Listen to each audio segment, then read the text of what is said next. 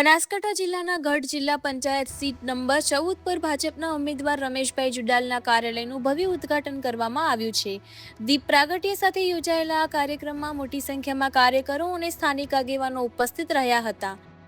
પ્રદેશ ભાજપ પ્રવક્તા ડોક્ટર હિતેન્દ્રભાઈ પટેલ સહિત આગેવાનો દ્વારા તમામ ઉમેદવારોને જંગી બહુમતીથી જીતાડવા આહવાન કરવામાં આવ્યું હતું।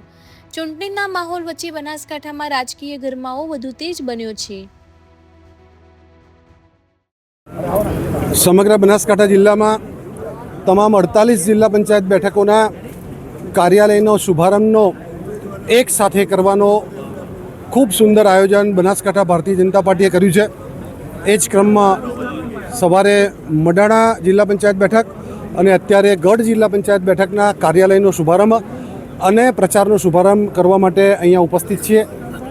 બનાસકાંઠામાં ટીમ બનાસકાંઠા દ્વારા ભાઈ શ્રી કીર્તિસિંહજી, પ્રમુખશ્રી ભાઈ શ્રી ધવલભાઈ, પ્રભારીશ્રી, માન્ય મંત્રી શ્રી પ્રવીણભાઈ માળી, માન્ય ધારાસભ્ય શ્રી અનિકેતભાઈ અને સંગઠન ગઢ 14 જિલ્લા પંચાયતના ઉમેદવાર લોકપ્રિય એવા શ્રી રમેશભાઈ મૂળજીભાઈ જુડાલના કાર્યાલયના ઓપનિંગ પ્રસંગે અને 4 તાલુકા પંચાયતના ઉમેદવારોના જનસંપર્ક માટે એક આ કાર્યાલયનું ઓપનિંગ કરેલું છે।